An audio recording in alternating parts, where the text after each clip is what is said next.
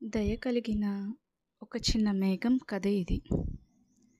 ఒక ఎండగా ఉన్న రోజు ఒక చిన్న మేఘం ఆకాశంలో తేలుతూ వెళ్ళింది.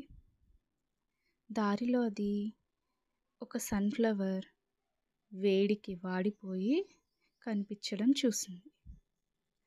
ఆ మేఘానికి దయ వచ్చి మనసులో అనుకుంది, నేను ఈ సన్‌ఫ్లవర్‌కి సహాయం చేస్తాను అని.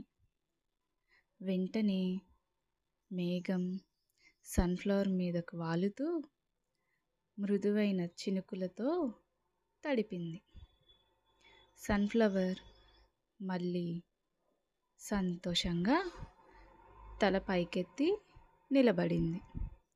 అప్పటి నుంచి ఆ చిన్న మేఘం ఎక్కడ అవసరం ఉంటే అక్కడ వర్షాన్ని కురిపిస్తూ దయను పంచేది. దయ చూపించడం ఒక చిన్న పనే కానీ చాలా గొప్ప మార్పుని తెస్తుంది. ఆ చిన్న మేఘం సన్‌ఫ్లవర్‌కి సహాయం చేయడం ద్వారా ఒక మంచి పని చేసింది. ఆ మంచి పని పెద్ద విషయంగా కనిపించకపోయినా సన్‌ఫ్లవర్ మళ్ళీ బలంగా ఎదగడానికి కారణమైంది. మనం కూడా ఇతరులకు చిన్నగా అయినా సహాయం చేస్తే అది వారి జీవితాల్లో గొప్ప ప్రభావాన్ని చూపవచ్చు.